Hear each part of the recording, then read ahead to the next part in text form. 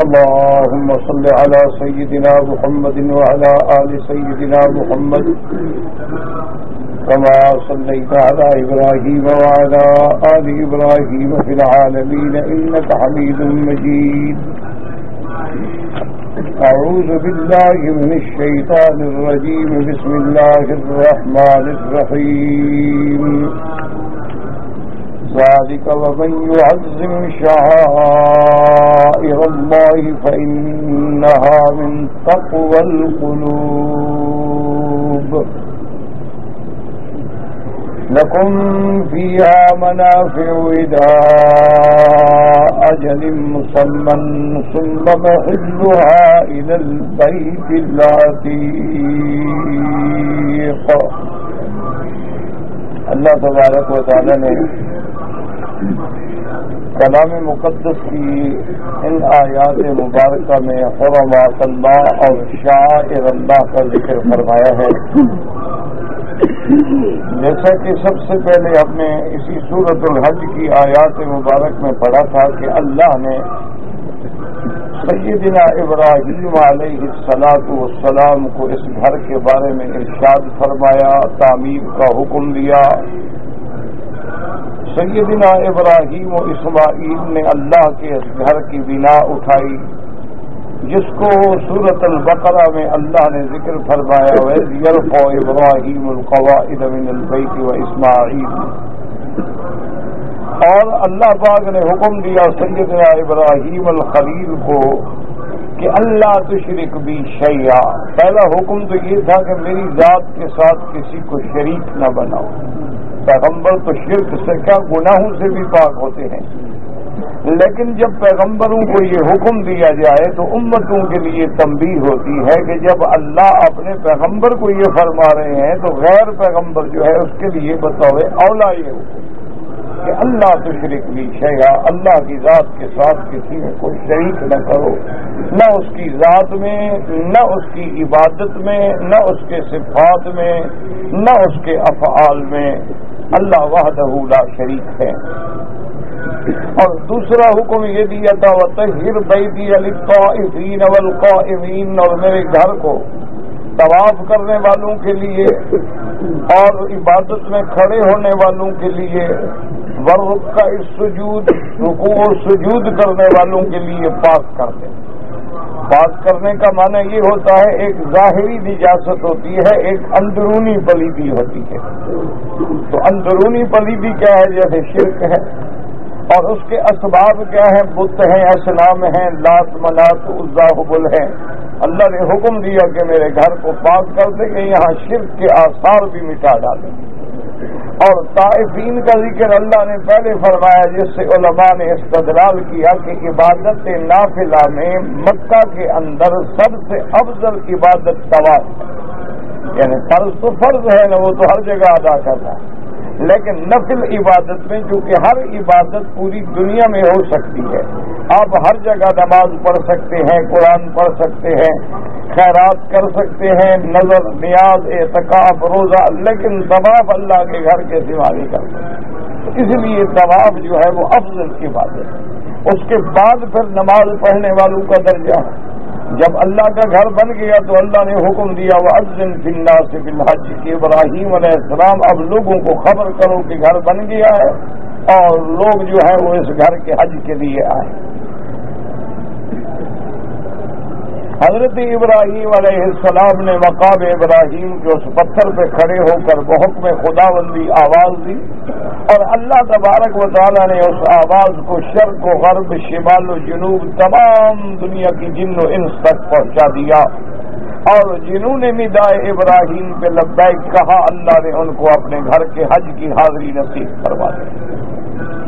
اللہ نے فرمایا یاتوک رجال وعلی کل ضامر، کہ آپ کی اس ندا کے بعد لوگ پیدل بھی آئیں گے اور اونٹنیوں پہ بھی آئیں. اس سے علماء نے فرمایا کہ پیدل میں زیادہ اجر ہے، لیکن بعض علماء فرماتے ہیں کہ آج کل سواری میں حج کرنا افضل ہے، کیونکہ حضور صلی اللہ علیہ وسلم نے بھی سوار ہو کے حج فرمایا. آپ بھی اونٹنی پہ تشریف لے آئے اور منا عرفات بھی آپ اونٹنی پہ تشریف لے گئے۔ لیشہدوا منافع لہم، حج کے لیے منافع ہیں، فوائد ہیں، اس میں دنیاوی بھی فوائد ہیں کہ پورے عالم کا ملنا، پورے عالم کی تجارت، پورے عالم کی امداد و اعانت، اور دینی بھی مفادات ہیں کہ اخوت اسلامی، وحدت اسلامی، مساوات اسلامی کا ایک عجیب منظر نظر آتا ہے۔ اور فرمایا وَيَذْكُرُ اسْمُ اللَّهِ فِي أَيَّامٍ مَّعْلُومَاتٍ، اور یہ دن جو ہے جانے پہچانے ہیں، یعنی عشرہ ذی الحجہ میں اللہ کا ذکر کریں، اور اللہ نے جو تمہیں جانور عطا فرمائے ہیں ان پہ بھی اللہ کا نام لے کے اللہ کے لیے ذبح کریں۔ تو اس سے ہمیں حکم ملا کہ ایک قربانی ہوتی ہے جو ہر سال انسان کرتے ہیں، اور ایک حج کرنے والے کے لیے، تمتع والے کے لیے دم تمتع ہے، قران والے کے لیے دم قران ہے، اور اسی طرح اگر کوئی غلطی کرے تو اس کے لیے دم جبر ہے۔ اور سب کا مقصد کیا ہے؟ دراصل اللہ کے حکم کی تعمیل ہے۔ وَيَذْكُرُ اسْمُ اللَّهِ فِي أَيَّامٍ مَّعْلُومَاتٍ عَلَىٰ مَا رَزَقَهُم مِّن بَهِيمَةِ الْأَنْعَامِ، اور پھر اللہ نے حکم فرمایا کہ جب تم قربانی کرو فَكُلُوا مِنْهَا وَأَطْعِمُوا الْبَائِسَ الْفَقِيرَ، کہ اس سے تم خود بھی کھاؤ، لہذا قربانی کے گوشت کا استعمال کرنا جو ہے وہ بھی سنت ہے، اور باقی جو ہے تم محتاجوں کو اور غریبوں کو تقسیم کرو۔ اس کے بعد اللہ نے حکم فرمایا ثُمَّ لْيَقْضُوا تَفَثَّهُمْ، پھر اپنی میل کچیل کو دور کرو، یعنی جب تم نے قربانی کر لی تو اب حلق کراؤ، حجامت بناؤ، ناخن کاٹو، اور اس کے بعد فرمایا وَلْيُوفُوا نُذُورَهُمْ، اور اللہ کے احکام جو ہیں ان کو پورا کرو۔ اور بعض علماء نے فرمایا کہ اگر کسی نے اللہ کے نام پہ منت مانی ہے تو اس کو بھی پورا کرے۔ ثُمَّ لْيَطَّوَّفُوا بِالْبَيْتِ الْعَتِيقِ، اور جب تم حلق کر چکو، قربانی کر لی ہے، حلق کر لیا ہے، غسل کر لیا ہے، اب اللہ کے گھر کا طواف کرو، جس کو طواف زیارت بھی کہتے ہیں، طواف افاضہ بھی کہتے ہیں۔ اسی لیے امام ابو حنیفہ رحمۃ اللہ علیہ کے نزدیک ان ارکان میں ترتیب واجب ہے کہ پہلے کنکری مارے، پھر قربانی کرے، اور اس کے بعد جو ہے وہ حلق کرے، اور اس کے بعد جو ہے طواف زیارت کرے۔ باقی ائمہ کے نزدیک ترتیب جو ہے افضل تو ہے لیکن واجب نہیں، یعنی اگر چھوٹ جائے تو دم نہیں آئے گی، لیکن امام ابو حنیفہ رحمۃ اللہ علیہ فرماتے ہیں کہ بغیر عذر کے اگر اس کو آمدن آگے پیچھے کرے تو دم آئے گی، اور بظاہر قرآن پاک کی آیات کا منشا بھی یہی معلوم ہوتا ہے کہ اللہ نے بھی یہی ترتیب ذکر فرمائی ہے کہ پہلے قربانی کریں، اس کے بعد جو ہے حلق کریں، اس کے بعد جو ہے طواف اس گھر کے اللہ کے گھر کا طواف کریں۔ وَلْيَطَّوَّفُوا بِالْبَيْتِ الْعَتِيقِ، اور اس گھر کو عتیق کیوں کہا گیا؟ بعض علماء فرماتے ہیں کہ اللہ نے اس گھر کو کسی تمام جبابرہ کے ظلم سے آزاد کیا ہے، یعنی کوئی جبار اس پہ تسلط نہیں کر سکا، اور جس نے بھی اللہ کے گھر کے بارے میں برا ارادہ کیا اس کو اللہ تبارک و تعالیٰ نے اپنی قدرتوں سے ہلاک کر ڈالا۔ جیسے کہ ابرہا نے ارادہ کیا تو اللہ نے پرندے بھیج کے ہلاک کر دیا۔ اسی طرح قیامت سے پہلے ایک اور لشکر بھی چڑھائی کرے گا اللہ کے گھر کو مٹانے کے لیے۔ حضور صلی اللہ علیہ وسلم نے فرمایا فَإِذَا هُمْ بِالْبَيْدَاءِ، کہ جب وہ بیدا کی پہاڑی پہ پہنچیں گے خسف اللہ بہم، اللہ زمین کو حکم دیں گے کہ اس لشکر کو نگل جاؤ، تو وہ زمین جو ہے اس لشکر کو نگل جائے گی، تو اس لیے اس گھر کو عتیق بھی کہا گیا۔ اور بعض علماء نے فرمایا کہ عتیق کا معنی ہے کہ سب سے قدیم گھر، کیونکہ سب سے پہلا گھر جو ہے دنیا میں عبادت کے لیے یہی بنایا گیا۔ ان اول بیت وضع للناس الذی ببکۃ مبارکا وہدی للعالمین۔ ان آیات کے بعد اللہ نے حکم دیا ذالک ومن یعظم، یہ سن چکے، ومن یعظم حرمات اللہ فهو خیر له عند ربہ، کہ جو اللہ کی حرمات کی اپنے دل میں عظمت رکھے گا، اپنے دل میں بڑائی رکھے گا۔ حرمات سے کیا مراد ہے؟ بعض فرماتی ہیں کہ حرمات سے مراد یہ ہے کہ جو اللہ نے احکام حج رکھے ہیں، اللہ تبارک و تعالیٰ نے جو مناسک رکھے ہیں، یہ حرمات اللہ ہیں۔ اور بعض علماء نے فرمایا کہ حرمات سے مراد یہ ہے کہ اللہ نے جن کو چیزوں کو حرام کر دیا ہے، جن چیزوں کو اللہ نے منع کر دیا ہے، تو ان سے بچنا جو ہے یہ ہے دل میں عظمت ہو اور گناہوں سے بچنا چاہتا ہو تو اللہ کے ہاں اس کے لیے بہت بڑا انعام ہے۔ فرمایا وَأُحِلَّتْ لَكُمُ الْأَنْعَامُ إِلَّا مَا يُتْلَىٰ عَلَيْكُمْ، اللہ نے فرمایا کہ تمہارے لیے باقی جانور جو ہیں وہ ہم نے حلال کر دیے ہیں، تمہارے لیے صرف وہ جانور حرام ہیں جن کا اللہ نے قرآن میں ذکر کیا ہے، یعنی جو جانور خود مر جائے، مردار ہو جائے، وہ حرام ہے۔ اسی طرح اگر جانور کو آپ نے لاٹھی ماری اور مر گیا تو وہ بھی حرام ہے۔ اسی طرح آپ نے جانور کو کسی اونچی جگہ سے گرایا اور مر گیا تو وہ بھی حرام ہے۔ اسی طرح اگر جانور کو کسی دوسرے جانور نے سینگ مارا اور مر گیا تو وہ بھی حرام ہے۔ اسی طرح خنزیر بھی حرام ہے، اسی طرح کتا بھی حرام ہے۔ تو جن چیزوں کو اللہ نے حرام فرما دیا ہے ان کے علاوہ جتنے جانور ہیں وہ تمہارے لیے حلال ہیں۔ اللہ تبارک و تعالی نے جیسے بکرا ہے، دمبا ہے، گائے ہے، بھینس ہے، اونٹ ہے، ان سب چیزوں کو اللہ نے اپنے بندوں کے لیے حلال فرما دیا۔ اور اس کے بعد اللہ نے فرمایا کہ فاجتنبوا الرجس من الاوثان، سب سے بڑی بات یہ ہے کہ تم اصل پلیدی سے بچو۔ اور اصل پلیدی کیا ہے؟ بت پرستی، اللہ کے ساتھ کسی کو شریک ٹھہرانا۔ اسی لیے قرآن کہتا ہے کہ مشرکین جو ہے وہ پلید ہیں، انما المشرکون نجس فلا يقربوا المسجد الحرام بعد عامهم هذا۔ اللہ نے فرمایا میرے محبوب اعلان کر دیں کہ مشرکین پلید ہیں، اب میرے گھر میں وہ نہ آئیں، ان کا داخلہ جو ہے اللہ کے حرم میں بند ہو گیا۔ وجہ کیا ہوتی ہے کہ مشرک کے اندر نجاست معنوی ہوتی ہے، اس کے اندر وہ کفر کی پلیدی ہوتی ہے، وہ شرک کی پلیدی ہوتی ہے۔ اس لیے اللہ نے فرمایا فاجتنبوا الرجس من الاوثان، بتوں کی پلیدی سے بچو، واجتنبوا قول الزور، اور جھوٹ بولنے سے بچو۔ اسی لیے ایک حدیث مبارک میں آتا ہے کہ رحمت دو عالم سیدنا محمد الرسول اللہ صلی اللہ علیہ وسلم نے فرمایا کہ سب سے بڑے گناہ جو ہیں ان میں شرک ہے، سب سے بڑے گناہ جو ہیں کسی انسان کا قتل ہے، سب سے بڑے گناہ جو ہیں اپنے والدین کی نافرمانی ہے۔ اسی طرح فرمایا سب سے بڑے گناہ جو ہیں جھوٹی گواہی دینا ہے یا جھوٹ بولنا ہے۔ فرمایا یعنی یہ بھی بڑے گناہوں میں آتا ہے کہ انسان جھوٹی گواہی دے یا جھوٹ بولے یا عقیدے جھوٹے گھڑے اور عقائد کے اندر بھی جھوٹ ملائے یا اپنے معاملات میں بھی جھوٹ ملائے، تو اللہ نے اس کو شرک کے ساتھ شمار کیا ہے، اور حضور صلی اللہ علیہ وسلم نے بھی اس کو شرک کے ساتھ شمار فرمایا۔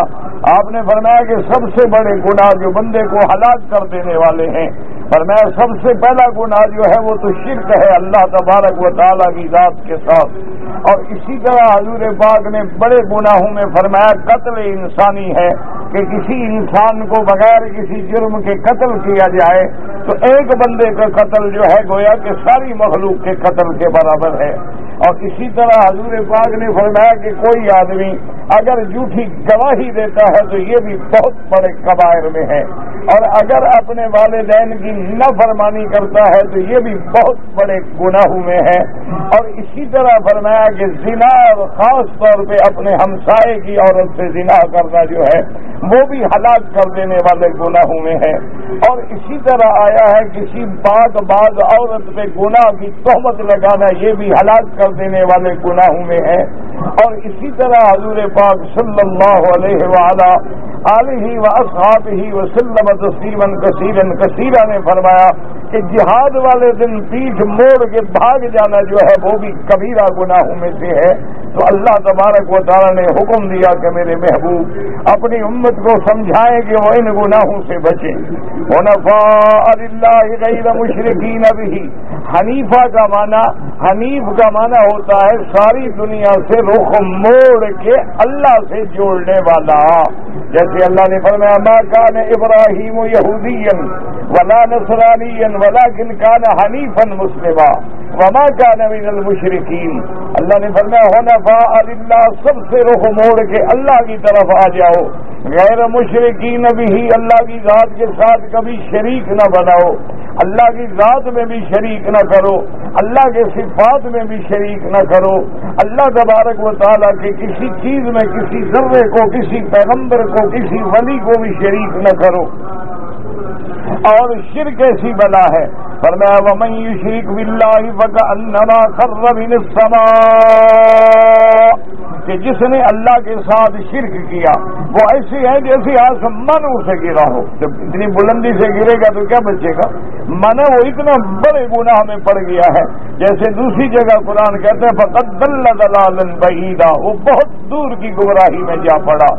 اور اسی طرح قرآن تیسری آیت میں فرماتا ہے فقد افترى علی اللہ اسما عظیما، جس نے شرک کیا اس نے اللہ پہ بہت بڑا بہتان باندھا ہے کہ اللہ وحدہ لا شریک ہے اور اللہ کے شریک بناتا ہے، اللہ کی ذات میں شریک بناتا ہے، اللہ کے صفات میں شریک بناتا ہے. یہاں فرمایا ومن یشرک باللہ، پر جو شخص اللہ کے ساتھ شرک کرے اس کی مثال ایسے فکأنما خر من السماء، جیسے کہ وہ آسمانوں سے گر پڑا، وتخطفه الطیر، اس کو اب پرندے اچک کے لے جائیں، او تهوی به الريح في مكان صحیح، یا ہوائیں اس کو لے کے کسی غار میں جا کے پھینک دیں، یعنی اب اس کی ہلاکت اور بچنے کی کوئی امید نہیں ہے. تو اسی لیے حدیث پاک میں آتا ہے من مات یشرک باللہ شیئا دخل النار، او کما قال النبی المصطفی صلی اللہ علیہ وسلم. حضور نے فرمایا جو آدمی شرک میں مر گیا سمجھو کہ جہنم میں داخل ہو گیا، کیونکہ مشرک کا ٹھکانہ جو ہے وہ جہنم ہے، اور مشرک کسی طرح بھی جہنم کے عذاب سے نہیں بچ سکتا. اور اس کے بعد اللہ نے حکم دیا آج کے سبق میں جو ہم نے پڑھا، فرمایا ذالک ومن یعظم شعائر اللہ، ذالک ومن یعظم شعائر اللہ فإنها من تقوى القلوب لکم فیہا منافع الی اجل مسمى ثم مہلها الی البیت العتیق. ذالک یعنی سن چکے، یہ اسی طرح ہے وَمَن يُعَظِّمْ شَعَائِرَ اللَّهِ، اور جو بڑائی کرے اللہ کی شعائر کی. اب شعائر سے کیا مراد ہے؟ یعنی جو چیزیں کسی کا شعار بن جاتی ہیں. اس لیے علماء نے فرمایا کہ یہ ایسا لفظ ہے جو اللہ کے سارے احکام کو شامل ہے. وَمَن يُعَظِّمْ شَعَائِرَ اللَّهِ اے اوامر اللہ، جو اللہ کے اوامر کی، اللہ کے احکام کی، اللہ کے فرمان کی بڑائی کرے. بڑائی ماننا اس کو بڑا سمجھے، حکم کی تعمیل کرے، حکم پہ چلے. اور بعد میں فرمایا شعائر اللہ سے وہ چیزیں ہیں جن کی نسبت اللہ کی طرف کر دی گئی، جیسے کہ اللہ کا کعبہ ہے، اور جیسے آتا ہے ان الصفا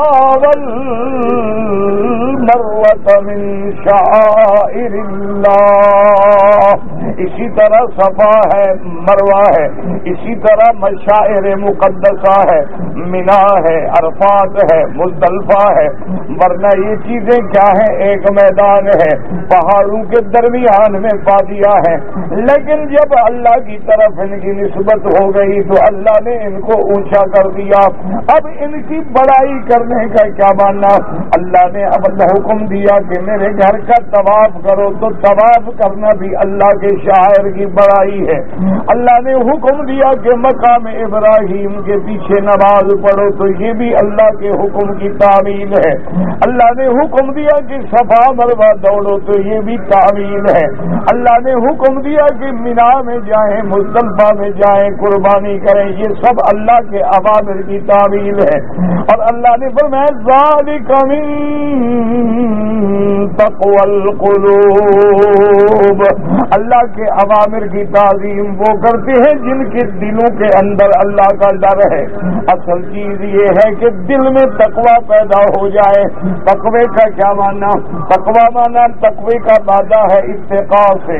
علماء نے فرمایا کہ پہلا تقوی تو یہ ہے الاتقاء من الشرک، کہ وہ شرک سے بچے. اس کے بعد اتقاء کیا ہے کہ وہ گناہوں سے بچے، وہ حرام سے بچے، وہ محرمات سے بچے. جن چیزوں سے اللہ اللہ نے منع کیا ہے ان سے بچ جائے۔ اس کے بعد علماء فرماتے ہیں پھر ان کے اونچے درجے ہیں کہ وہ صغائر سے بھی بچ جائے، وہ بڑے گناہوں سے بھی بچ جائے، چھوٹے گناہوں سے بھی بچ جائے، اور پھر اس کے بعد بھی اونچے درجے ہیں کہ وہ اپنی زبان کو اللہ کے ذکر میں مشغول رکھے، اللہ تبارک و تعالیٰ کے قرآن کی تلاوت میں، اللہ کے ذکر میں، تاکہ اتنا موقع بھی نہ ملے کہ کسی غلط چیز کا اس کی زبان پہ ذکر آئے۔ اور یہ کب ہوگا؟ جب دل کے اندر ڈر پیدا ہوگا۔ ظاہری ڈر کچھ نہیں ہوتا، ظاہری جھکنا کچھ نہیں ہوتا، ظاہری تعظیم کرنا کچھ نہیں ہوتا جب تک دل کے اندر اللہ کا ڈر پیدا نہ ہو جائے۔ یہی وجہ ہے علماء نے لکھا کہ جب میدان محشر ہوگا ساری مخلوق پریشان ہو کے دوڑتی ہوگی اور سیدنا آدم کے پاس آئیں گے، فاشفع لنا عند ربک، کہ آدم ہماری شفاعت کریں، سفارش کریں کہ آج کا دن ہمارے لیے بڑا سخت دن ہے، اللہ کو سفارش کریں کہ ہمارے مقدمے کی سماعت شروع ہو جائے۔ تو آدم علیہ السلام کیا کہیں گے؟ نفسی نفسی نفسی خشیت والا نفسی، مجھے تو اپنا ڈر ہے۔ حالانکہ اللہ تو بخش چکے، اللہ نے آدم کو معاف کر دیا، اللہ نے توبہ قبول فرما لی، اللہ نے خود کلمات سکھائے، اللہ نے حضرت آدم کو توبہ کی قبولیت کی خبر بھی دے دی، لیکن دل میں عظمت ہے، اللہ کی جلال کا ڈر ہے، اس لیے کہیں گے نفسی نفسی نفسی۔ تو جن کے دلوں میں عظمت ہوتی ہے وہ عبادت کر کے بھی ڈرتے ہیں کہ ہائے کوئی کمی نہ رہ گئی ہو، نماز تو میں نے پڑھی ہے لیکن اللہ جانے میری نماز صحیح ہے کہ غلط ہے، طواف تو میں نے کیا ہے لیکن اللہ جانے میرا طواف ٹھیک ہے کہ غلط ہے۔ اس لیے جب ابراہیم نے اللہ کا کعبہ بنایا پھر بھی دعائیں کی، ربنا تقبل منا انک انت السمیع العلیم، کہ یا اللہ ہم نے تیرا گھر بنا دیا ہے اب قبول فرما لے۔ اللہ کے حکم ہے، تعمیر ہو گئی ہے، قبول ہی ہے، لیکن پھر بھی پیغمبر مانتے ہیں۔ اس لیے علماء فرماتے ہیں کہ جو اولیاء اللہ ہیں، جو اللہ کے مقربین ہیں، جو عباد اللہ الصالحین ہیں، وہ عبادت کر کے بھی ڈرتے ہیں، اور جو غافلین ہیں، منکرین ہیں، فاسقین ہیں، فاجرین ہیں، وہ اللہ کی نافرمانی کر کے بھی نہیں ڈرتے۔ یہ فرق ہوتا ہے کہ اللہ والے جو ہیں وہ تو عبادت کے بعد بھی روتے ہیں، خدا جانے میری نماز کیسے ہوئی، کیا میری نماز میں خشوع کامل تھا کہ نہیں تھا، میری نماز میں خضوع تھا کہ نہیں تھا، میری نماز میں توجہ کامل تھی کہ نہیں تھی، میری نماز میں میرا دل اور میرا دماغ جو ہے وہ اللہ کی طرف متوجہ تھا کہ نہیں تھا۔ وہ قرآن پڑھتے ہیں، کہتے ہو سکتا ہے کہ میں نے غلطی کی ہو سکتا ہے میں نے قرات میں غلطی کی ہو سکتا ہے میں نے قرآن کی آیت تو پڑھی لیکن اس پہ عمل نہ کیا ہو۔ یہی وجہ تھی کہ صحابہ، تابعین، تبع تابعین، محدثین، بڑے بڑے اولیاء اللہ کا قرآن پڑھتے تھے تو ایک ایک آیت پہ رو رو کے بے ہوش ہو جاتے تھے۔ جیسے کہ حدیث میں آتا ہے، قام رسول اللہ صلی اللہ علیہ وسلم بآیت، میرے محبوب ایک آیت پہ ساری رات کھڑے رہے، ساری رات آپ نے قیام میں بھی یہی آیت پڑھی، ساری رات عبادت فرمائی اور ایک آیت پڑھی، ان تعذبهم فانهم عبادک، میرا اللہ اگر تو عذاب دے تو تیرے بندے ہیں، کون روک سکتا ہے، وان تغفر لهم فانک انت العزیز الحکیم، اور اگر اللہ تو معاف فرما دے، ان کے گناہوں کو بخش دے تو تو غالب بھی ہے اور حکمت والا بھی ہے، تیرے آگے بخشنے میں کوئی کمزوری نہیں ہے، کوئی کسی قسم کا تیری شان میں کمی نہیں ہے۔ اس لیے صفت آئی العزیز الحکیم۔ ساری رات حضور یہی آیت پڑھتے رہے، ایک آیت پہ حضور روتے رہے اور یہ آیت پڑھتے رہے۔ اسی طرح حضرت عمر رضی اللہ تعالیٰ عنہ کے بارے میں آتا ہے، قرآن شریف پڑھ رہے تھے، جب آیت عذاب آئی حضرت عمر بے ہوش ہو کے گر گئے اور کئی دن اپنی چارپائی سے بھی نہ اٹھ سکے، کیونکہ وہ اللہ کے قرآن میں فکر کرتے تھے۔ ہم تو قرآن پڑھتے ہیں، پتہ نہیں کیا پڑھا ہے کیا سنا ہے، ہمیں تو یہ بھی نہیں پتا ہے کہ امام صاحب نے کیا ان سی آیت پڑھی ہے، کیا سورت پڑھی ہے، کیا ترجمہ ہے اور قرآن کیا کہتا ہے، قرآن ہمیں کیسے دعوت دیتا ہے۔ اس لیے فرمایا کہ اصل بات یہ ہے کہ دل کے اندر ڈرو، لکم فیہا منافع الی اجل مسمى۔ اللہ نے فرمایا یہ جو جانور ہم نے تمہارے لیے پیدا کیے ہیں، ان سب سے تم فائدہ اٹھا سکتے ہو، نفع اٹھا سکتے ہو، کھا بھی سکتے ہو، سواری بار برداری کے کام میں بھی لگا سکتے ہو، لیکن کب تک؟ ایک وقت مقرر تک۔ اور جب ان جانوروں کو تم اللہ کے نام پہ مخصوص کر دو، اب فیصلہ کر لو کہ یہ جانور قربانی کا جانور ہے، یہ جانور جو ہے دم کران ہے، یہ جانور جو ہے ہدی ہے، یہ جانور جو ہے دم تمتع ہے اور میں نے حج پہ جا کے ذبح کرنا ہے، اللہ نے فرمایا اب تم نفع نہیں اٹھا سکتے۔ ثم مہلها الى البیت العتیق، اور پھر ان جانوروں کا مقام کیا ہے کہ اللہ کے گھر میں پہنچا کے اللہ کے نام پہ ذبح کریں۔ تو اس لیے مسئلہ سمجھ لیں کہ پہلے زمانے میں تو رواج تھا نا کہ جب آدمی حج پہ آتے تو اپنے قربانی کے جانور ساتھ لے آتے تھے، کیونکہ آنا ہوتا تھا یمن سے، آنا ہوتا تھا مثلاً ریاض سے، اردن سے، تو یہ سارا صحرائی علاقہ ملتا ہے۔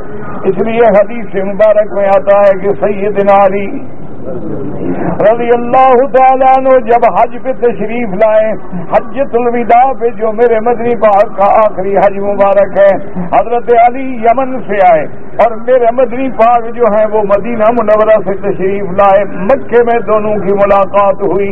حضرت علی رضی اللہ تعالیٰ عنہ سے حضور نے پوچھا کہ علی تم نے کیا نیت کی تھی جب میقات پہ آئے؟ کیونکہ یمن والوں کا میقات یلملم تھا اور میرے مدنی کا میقات جو ہے ذوالحلیفہ مدینہ منورہ تھا، تو اس لیے حضور پاک نے فرمایا کہ علی تب تم آئے تھے میقات پہ تو تم نے کس حج کی نیت کی ہے؟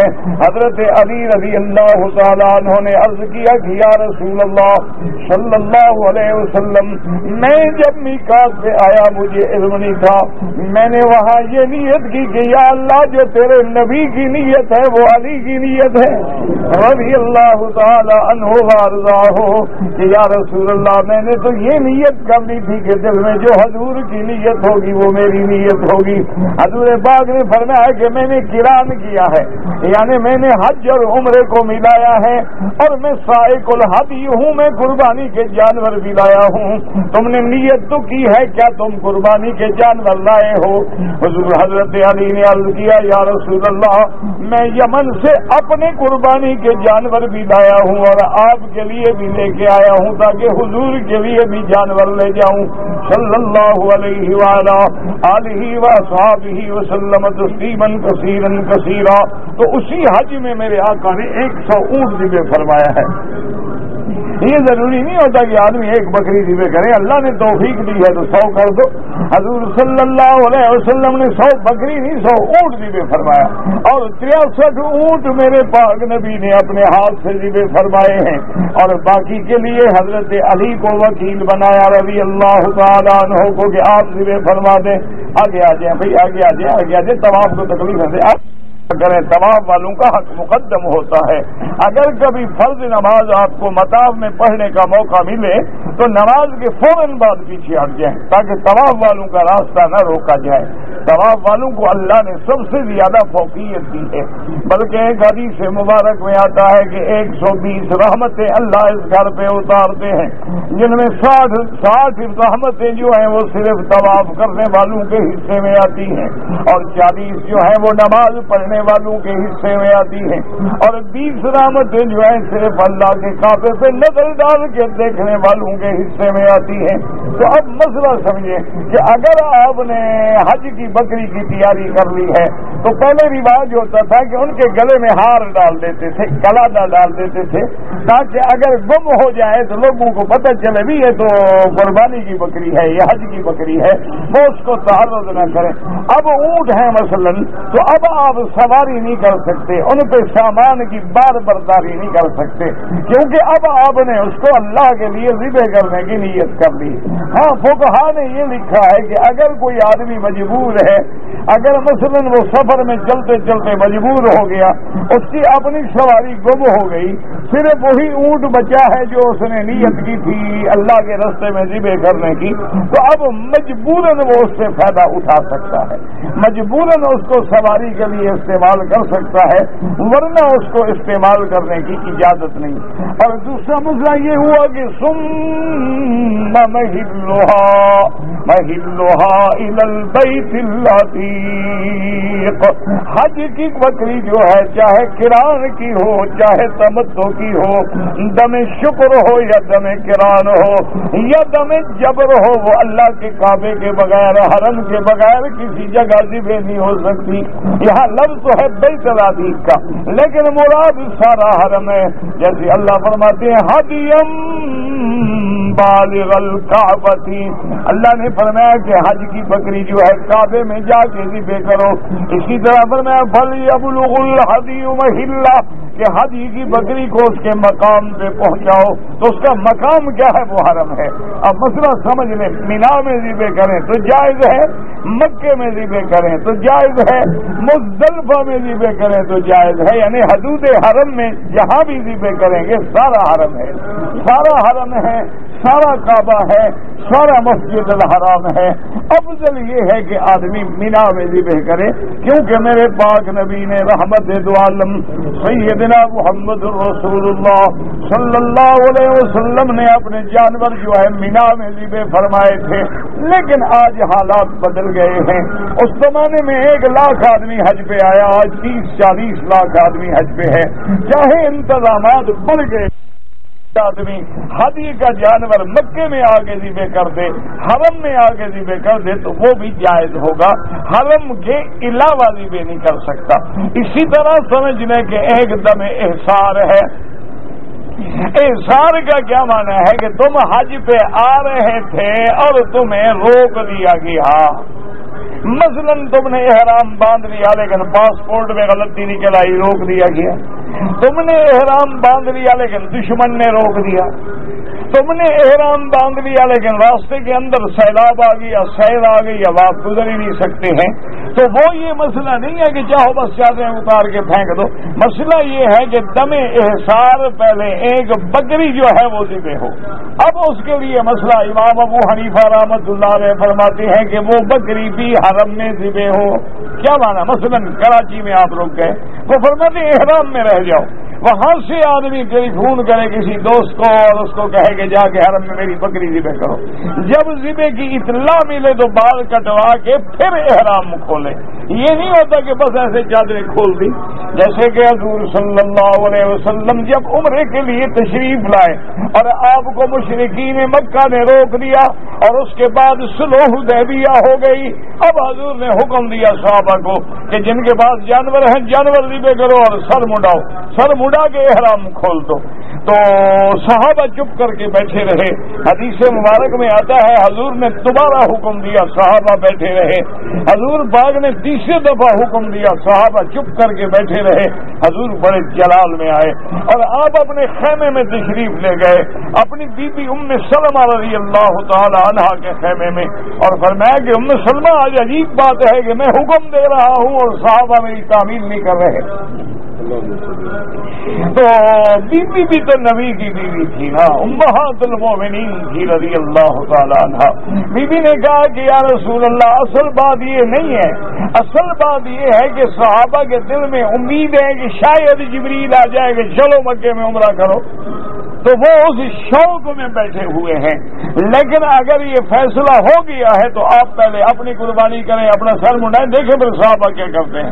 تو حضور پاک نے آگے اپنے جانور ذبح فرمائے اور سر پہ اس طرح بہت صحابہ دوڑ پڑے بھی اب امید ختم ہو گئی، اب عمرہ نہیں ہو سکتا۔ جب حضور نے احرام کھول دیا ہے تو ہم نے بھی سب نے واپس جانا۔ تو مسئلہ سمجھ لیں کہ اگر احصار ہو جائے، بہت سارے لوگ ہوتے ہیں نا، مثلا مدینہ سے آ رہے ہیں، طائف سے آ رہے ہیں، ریاض سے آ رہے ہیں، لیکن کاغذات غلط تھے یا ان کے بعد اجازت نامہ نہیں تھا، ان کو روک دیا گیا، واپس کر دیا گیا، وہیں وہ چادریں کھول کے واپس چلے جاتے۔ نہیں، ان کو دم احصار دینا ہے، اور یہ اللہ کے قرآن کا مسئلہ ہے، اس میں کوئی اختلاف بھی نہیں ہے، یعنی اس میں کوئی گنجائش بھی نہیں ہے، ہر حال میں دم احصار دینا۔ البتہ بعض علماء فرماتے ہیں کہ ایک حدیث مبارک ہے کہ اگر آدمی احرام باندھتے ہوئے یہ نیت کر لے کہ محلی حیث حبستنی، کہ یا اللہ میرا مقام وہی ہوگا جہاں آپ مجھے روک دیں گے، کہ اگر میں رک گیا تو بس، تو کہتے ہیں پھر تو وہ وہی بکری ذبح کر دے، کہ اس لیے کہ اس نے نیت کر لی تھی، لیکن بکری پھر بھی ذبح کرنی ہوگی اور بال بھی کٹانے ہوں گے، پھر احرام سے نکلے گا۔ احرام سے نکلنے کا معنی یہ نہیں ہوتا کہ صرف چادریں اتار دو، احرام سے نکلنے کا معنی ہی بال کٹانا ہوتا ہے، کہ جب تک آدمی بال نہ کٹائے اس وقت تک احرام سے نہیں نکل سکتا۔ لیکن امام صاحب بڑے سخت ہیں، وہ کہتے ہیں لازماً بکری جو ہے وہ حد حرم میں ہو۔ کیوں؟ وہ کہتے ہیں جب قرآن کہتا ہے کہ ثم نحلها الى البيت العتيق، اور قرآن کہتے ہیں حدیم بالغ الکعبۃ، قرآن کہتے ہیں فلیبلغ الحدی محلہ۔ تو امام صاحب کہتے ہیں لازم بکری حرم میں ذبح ہو، اس کو ذبح کی اطلاع ملے، پھر سر مڈائے اور احرام کھولے۔ تو لہذا اللہ پاک نے قرآن پاک میں فرما دیا کہ یہ قربانیاں ہیں، صفا مروہ ہے، مناسک ہیں، مشاعر ہیں، یہ سب اللہ کے شاعر ہیں، اور ان کی دل میں عظمت وہی کرتے ہیں جن کے دلوں میں اللہ کا ڈر ہوتا ہے۔ دعا کریں اللہ پاک ہمیں بھی دلی تقوی نصیب فرما دے اور تمام مصائب و آلام اور پریشانیوں سے بچا لے۔ واللہ اعلم۔ کہتے جی کہ جس جگہ ہم کام کرتے ہیں وہیں پر نماز با جماعت پڑھتے ہیں، لیکن امام کا ایک آدمی سے جھگڑا ہو گیا، اس نے کہہ دیا کہ تم سب آدمی میرے پیچھے نماز مت پڑھو۔ اچھی بات ہے، تو غلط بات ہے امام صاحب کی۔ امام صاحب کو چاہیے کہ ایسی بات نہ کریں۔ اگر کسی سے جھگڑا بھی ہو جائے تو اس کو نماز سے تو نہیں روکا جا سکتا۔ تو بہرحال امام کو اپنی غلطی کا احساس کرنا چاہیے اور نماز سب با جماعت مل کے پڑھیں۔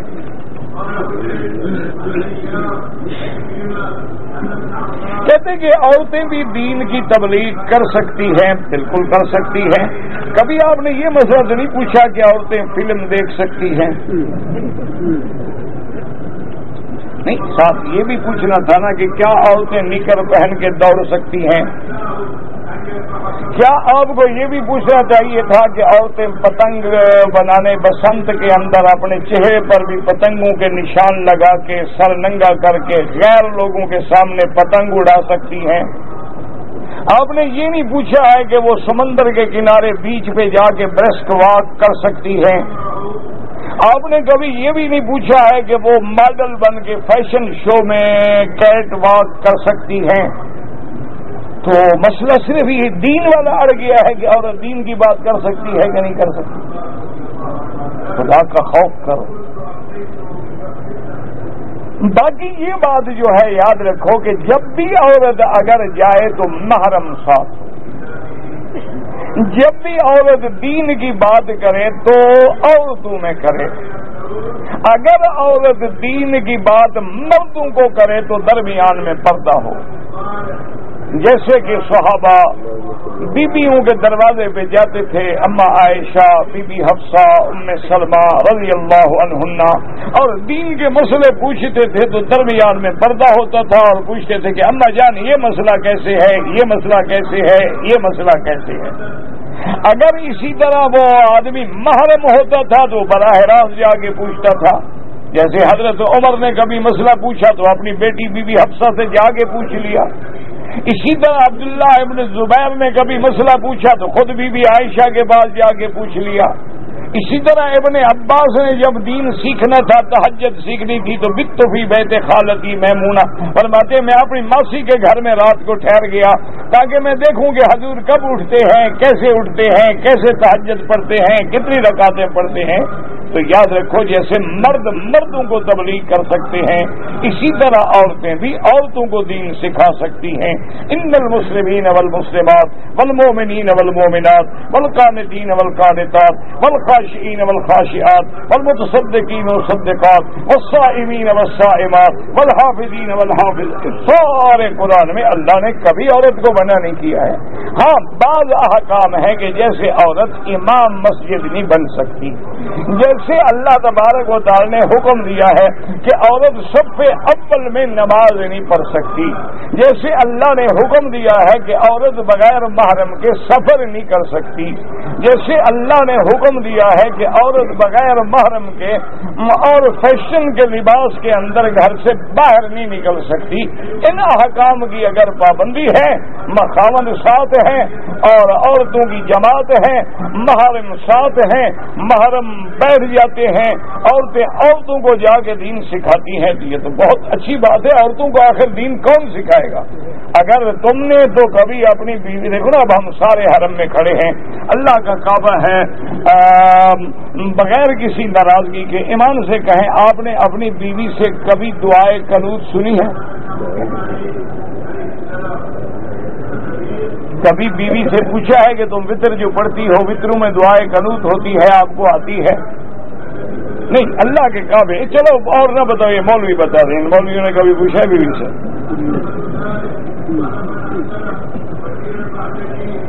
چلو آپ باقی تو کہہ سکتے ہیں نا جی جب مجھے نہیں آتی تو میں کیا پوچھوں.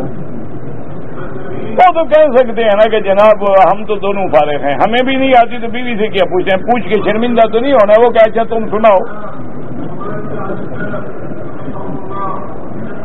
تو وہاں تو مقصد ہے نا کہ آدمی کا پانی مرتا ہے، وہ تو بیچارے جان چھڑوائے ہوئے ہیں نا، خود بھی دین سے فارغ ہیں، گھر والے بھی فارغ ہیں، انہوں نے تو دونوں کو چھٹی دی ہوئی ہے.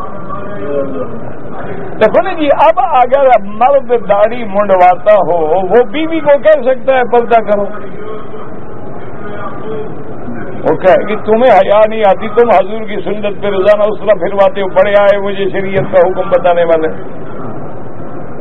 تو بات تو ختم ہو گئی نا. وہ کہے کہ تم بڑے دین پہ ہے، تم تو کبھی، تمہیں تو حضور کا چہرہ پسند نہیں اور مجھے پردے کا حکم دیتے ہو. دیکھو جی آپ مسلوں میں نہ جائیں، آپ یہ بتلائیں ایمان سے کہ مسلمان کو اگر حضور کی ذات محبوب نہ ہو تو وہ مسلمان ہو سکتا ہے؟ ہاں جی آپ بتا دیں، میں نہیں بتاتا. اگر کسی کے دل میں حضور کی محبت نہ ہو مسلمان ہے؟ اچھا جس سے محبت ہو اس کی شکل سے بندے کو نفرت ہوتی ہے؟ ہاں جی نہیں سیدھی بات کرو، کیا ہے بات تو کھل کے کرو نا. حرم میں جس سے محبت ہو اس کا چہرہ لباس محبوب ہوتا ہے یا نفرت ہوتی ہے؟ اچھا کوئی یہ آدمی دیوبندی بریلوی آل حدیث تبلیغی کوئی بتا حضور کی داڑھی مبارک تھی تو تمہیں کیوں نفرت ہے؟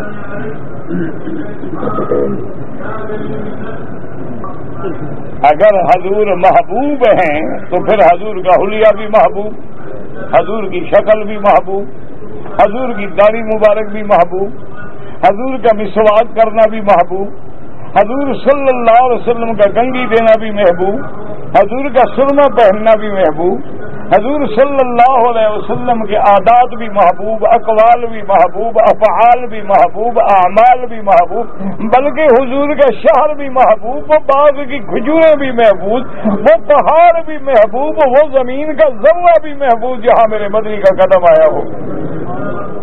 ایمان سے کہو یہ بات ہے کہ نہیں؟ تو پھر داڑھی منڈانے میں آخر آپ کو کیا مزہ آتا ہے؟ اور دوسری بات، آپ اللہ کے کعبے میں چھوڑ دیں مولوی مکی تو 2 ٹکے کا بندہ بھی نہیں ہے، آپ خود پڑھے لکھے ہیں ماشاءاللہ، سمجھدار ہیں، اور وہ آپ تو کمپیوٹر کے زمانے میں پیدا ہوئے ہیں، ہم تو پہلے پیدا ہوئے،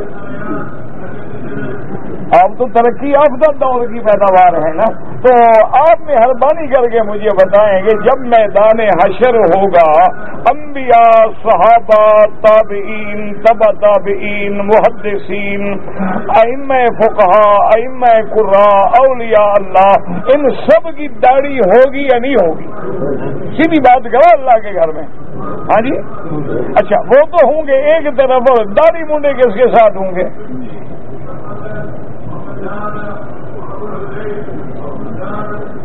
نہیں، آپ خود فیصلہ کریں، چھوڑو مولویوں کو، مولویوں کا کیا ہے، کہتے ہیں جی مولویوں نے بس داڑھی داڑھی داڑھی، کوئی دین داڑھی میں رکھا ہوا ہے حضرت؟ دین داڑھی میں نہیں رکھا ہوا ہے، داڑھی دین میں رکھی ہوئی ہے۔ ایک بات ہمیشہ یاد رکھیں، اگر ایک سپاہی کو اپنی وردی کا حیا ہے، ایک افسر کو اپنی وردی کا حیا ہے، تو ایک محمدی کو حضور کی محبت کے دعوے کرنے والے کو محمد مصطفیٰ کی شکل کا اور حلیے کا بھی حیا نہ ہو۔ باقی تمہاری مرضی ہے، تم جانو، یہ نہ کہنا قیامت میں کہ ہمیں کسی مولوی نے بتلایا نہیں تھا۔ باقی تم بہادر لوگ ہو، تمہیں کس سے ڈر ہے؟ تمہیں نہ خدا کا ڈر ہے نہ کسی کا خوف ہے، جو کر دیا ہے کرو، لیکن یہ نہیں کہہ سکو گے قیامت میں انشاءاللہ۔ کہتے ہیں جی کہ ہمارے 2 بچے ہیں، حافظ بن گئے ہیں، عالم بن رہے ہیں، لیکن بڑے بچے کا دل پڑھائی میں نہیں لگتا۔ بھئی آخر شیطان بھی تو زور لگاتا ہے نا، تم زور لگا رہے ہو تو شیطان نے بھی تو زور لگانا ہے نا۔ تم جتنا بچوں کے دین کے لیے زور لگاؤ گے تو شیطان بھی تو بے دینی کے لیے زور لگائے گا۔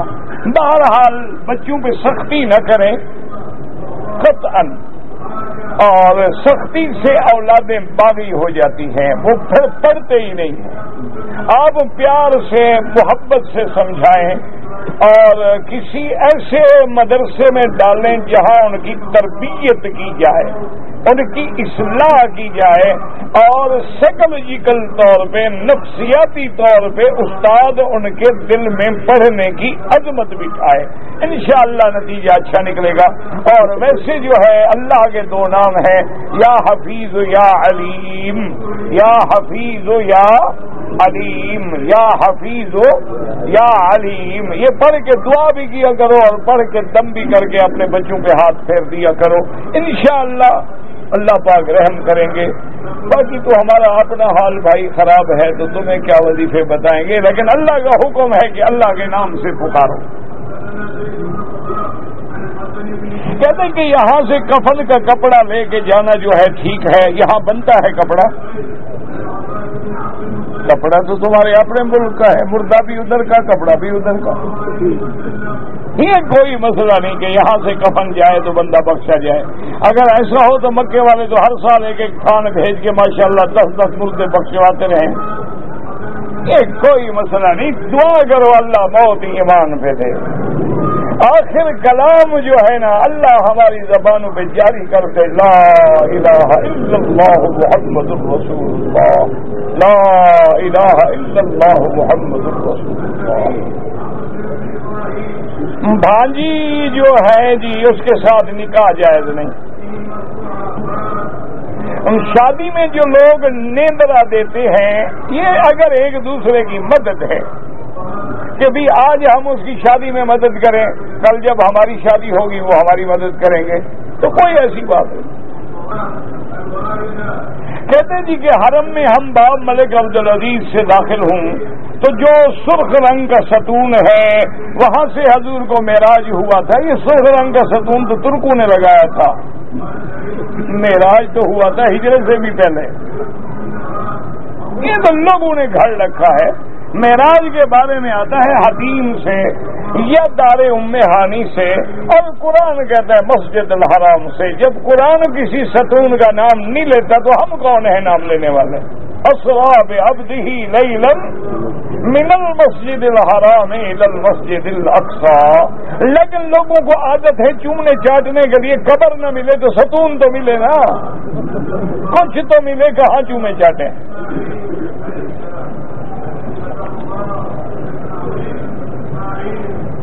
کہتے ہیں جی کہ میں نے عصر کے بعد طواف کیا اور اس کے بعد میں جدہ چلا گیا.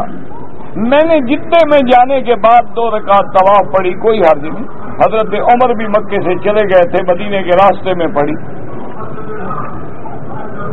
کون ہے لڑکا کسی لڑکوں کو بگا دے، ایک آدمی، سارے نہ دوڑ پڑے. زکوٰۃ کے مال سے ہم کتابیں خرید کر کے نہیں، آپ زکوٰۃ مستحق کو دے دیں، وہ جانے، اس کا کام جانے، کتابیں خریدے نہ خریدے.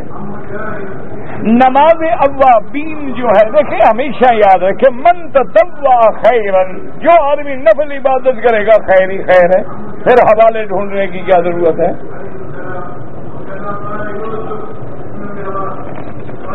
پتہ نہیں ہمارے بعض لوگوں کے دماغ میں کیا خلل آ گیا ہے کہ وہ اسی کو سنت سمجھتے ہیں کہ لوگوں کو عبادت سے روکا جائے، اور جتنے روکتے ہو لوگ بڑھ رہے ہیں انشاءاللہ. فائدہ کیا ہوا؟ ماں سوا دلوں میں نفرتیں پیدا کرنے کے.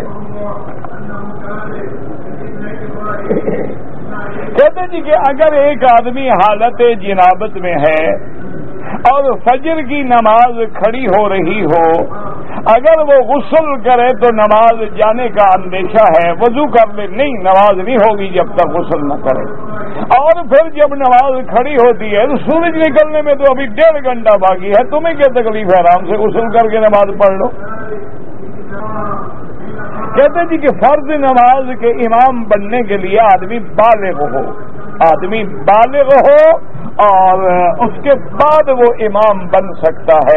لیکن بعض بالغ لڑکے جو ہیں نا، مثلا 15 سال میں بالغ ہو جاتے ہیں، داڑھی نہیں آتی، ایسے لوگوں کو بھی امام نہ بناؤ، کیونکہ ان لوگوں کے چہرے پر بھی نظر ڈالنا اسی طرح گناہ ہے جس طرح غیر عورت کے چہرے پہ نظر ڈالنا گناہ ہے.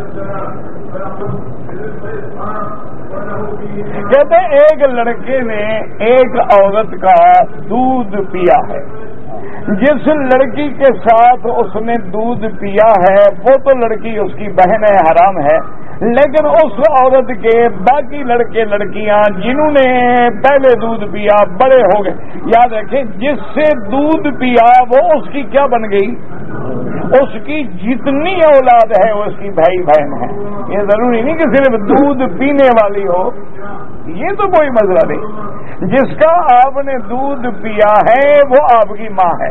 اب اس کی اولاد پہلے سے ہے، بعد میں ہے، بڑی ہے، چھوٹی ہے، سب آپ کے بھائی بہن ہیں. قرض دار حج پڑھ سکتا ہے؟ بالکل پڑھ سکتا ہے، ورنہ تو آپ کے تو جتنے بڑے بڑے صنعت کار ہیں، ملانر ہیں، انڈسٹری، سارے قرض دار ہیں، سب نے قرضے دینے ہوتے ہیں بیچاروں نے. یہ کہاں لکھا ہوا ہے کہ قرض دار حج نہیں پڑھ سکتا ہے؟ یہ لوگ مسئلے گھڑتے ہیں. ہاں اگر مثلا آپ کے پاس 1 لاکھ روپے ہے، 1 لاکھ قرضہ دینا تو پہلے قرضہ ادا کر دو، جب پیسے نہیں رہے آپ پہ حج فرض ہے ہی نہیں. یہ تو نہیں ہے نا کہ قرضہ بھی پی کے بیٹھے رہو 10 سال اور حج بھی نہ کرو. یہ کہاں کا مسئلہ ہے؟ بہرحال میری والدہ کہتا ہے حج پہ آئی تھی، 12 ذی الحجہ کو بارش کی وجہ سے ہم مینا سے آ گئے. بعد میں جا کے میں نے کنکری، ہماری والدہ نے مجھے وکیل بنا دیا. ٹھیک ہے، کوئی دم نہیں، بالکل ٹھیک ہو گیا، کوئی دم شم نہیں دینا پڑا. عذر ہے، اس حالت میں سیلاب میں کہاں تمہاری والدہ واپس جاتی؟ جی کہ حضور پاک نے کافر کے ملک میں روزی کہا، حضور نے کافروں کے ملک میں بغیر ضرورت کے سفر کرنے سے بھی منع فرمایا ہے. روزی کمانا تو روزی کمانا ہے، سفر کرنا بھی منع ہے کہ بلا وجہ سفر نہ کریں. ہاں علم حاصل کرنا ہے، تجارت ہے، کاروبار ہے، بزنس ہے، مجبوراً جانا ہے جائیں، ورنہ نہیں. ایک آدمی آئے عمرے کے لیے، انہوں نے طواف بھی کر لیا، صفا مروہ بھی دوڑ لی. لیکن مروا پہ کھڑے کھڑے 2-4 بال کٹوا دیے، بال بھی کٹوائیں، ایک بکری دم بھی ادا کریں، 2-4 بال کٹوانے سے مسئلہ حل نہیں ہوتا، یا اس طرح پھروائیں یا کم از کم چوتھا حصہ پورے سر کے بالوں کا کٹ جائے۔ اگر کوئی آدمی کہے تم میرے لیے جھوٹ بولو تو وہ بھی لانتی، تم بھی لانتی، لعنت اللہ علی الکاذبین۔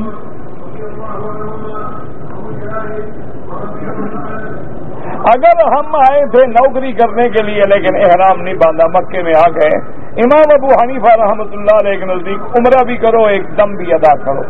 باقی ائمہ فرماتے ہیں کہ نیت تمہاری نوکری تھی، حج اور عمرہ نہیں تھی، تو اس لیے دم نہیں پڑے گی۔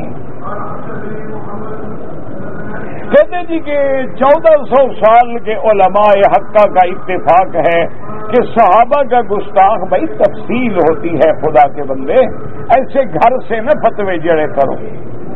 سباب المسلم فسوق و قتالہ کفر، اور پھر یہ دیکھنا پڑتا ہے کہ کیا وہ نص قطعی کا منکر ہے، قرآن کا منکر ہے، احادیث متواترہ قطعی ثبوت کا۔ ایسے نہیں ہر آدمی کو کافر کہہ دیا جائے، بعض بیچارے جاہل ہیں، ان کو پتہ ہی نہیں ہوتا مسئلے کا، وہ تو پیدا ہوئے جو سنتے آئے اسی میں لگے رہے۔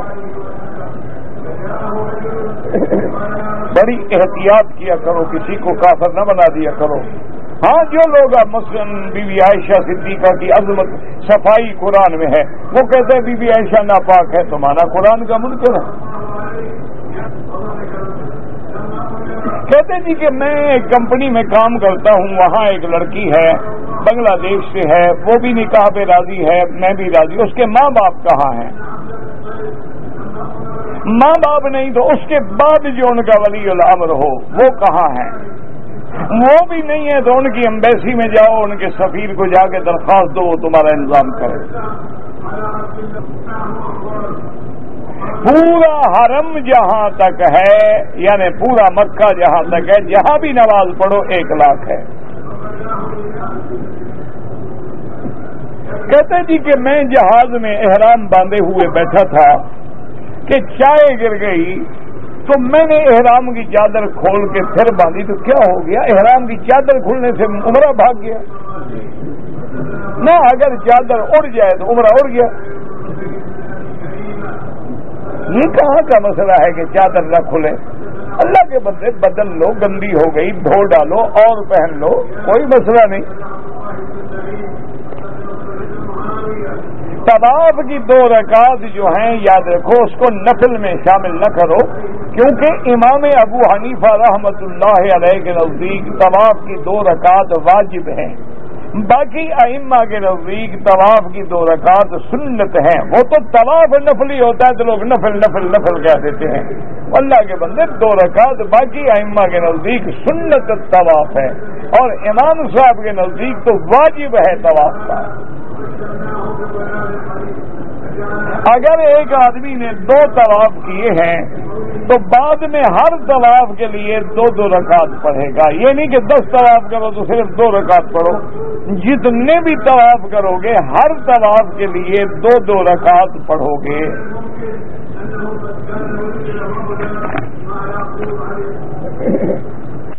آئے اور آپ نے احرام باندھا اور فلائٹ لیٹ ہو گئی اور آپ نے احرام کھول دیا، ابھی میں نے بتایا دم پڑ گئی، فلائٹ لیٹ ہو گئی، 1 دن نہیں آئے گی، دوسرے دن آئے گی، تو احرام پہنے ہوئے کیا تکلیف تھی آپ کو؟ کہتے ہیں جی کہ میں نے کمپنی میں ملازم ہوں، جب پہلا عمرہ کیا تو میں نے حلق کرایا تھا، لیکن اس کے بعد جب بھی میں عمرے کرتا رہا تو 2 بال کاٹتا رہا۔ غلط بات ہے، لیکن چونکہ غلطی ایک قسم کی ہے تو لہذا دم ایک پڑے۔ وہ تو صرف امام شافعی رحمت اللہ علیہ کے نزدیک بھی گنجائش ہے، وہ کہتے ہیں اگر کسی نے 2-3 بال کاٹے تو دم نہیں پڑے گی، وہ یہ نہیں کہتے ایسا کرو، ورنہ سب کے نزدیک افضل کیا ہے سر پہ اس طرح پھروائے یا پورے سر کے بال کٹوائے اور چوتھا حصہ بالوں کا کٹ جائے۔ بہرحال آپ نے غلطی کی ہے، ایک دم ادا کر دیں۔ بال کٹوانے سے پہلے میں نے احرام کھول دیا. اچھا کھول دیا, پھر کتنی دیر کپڑے پہن لیے یہ دیکھنا پڑے گا. اگر سارا دن کپڑے پہنے گزر گیا اور بعد میں تم نے بال کٹائے تو دم پڑ گئی. اور اگر گھنٹے 2 گھنٹے میں خیال آیا میں نے بال نہیں کٹایا تو آپ نے کپڑے اتار کے پھر احرام کی چادریں باندھ کے بال مڈا لیے تو کوئی دم نہیں. کہتے جی حضور پاک کے دور میں مسجد کے مینار تھے, یہ تو اعلان کے لیے ہے, علامت بنائی جاتی تھی. ایسے تو نہ پیسے تھے نہ ایسے مینار بنتے تھے. اس وقت تو مسجد بنانا مشکل تھا. حضور کے زمانے میں جو مسجد تھی اس کی چھت جو ہے وہ چھڑیاں ڈالی ہوئی تھی, تو مینار کیسے بناتے؟ مینار جو ہے ایک علامت ہے کہ دور سے لوگوں کو نظر آئے کہ یہ اللہ کا گھر ہے.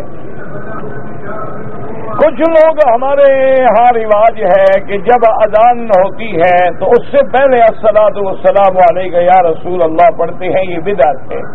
اگر یہ دین ہوتا اور سنت ہوتی تو سب سے پہلے عاشق بلال رضی اللہ عنہ پڑھتے. کہتے ہیں جی کہ صف میں اگر جگہ چھوڑیں تو ہاں شیطان گھستا ہے. شیطان کے لیے تو جہاں جگہ چھوڑو گے, دل میں چھوڑو تو گھستا ہے, صفوں میں چھوڑو تو گھستا ہے, دوستوں میں بھی چھوڑو تو گھستا ہے. شیطان تو انتظار میں کھڑا ہے نا. تو اس لیے حکم ہے کہ قریب قریب کھڑے ہوں. یہ معنی نہیں ہوتا کہ ایک دوسرے کے اوپر چڑھ جاؤ, معنی یہ ہے کہ ملے ہوئے ہوں.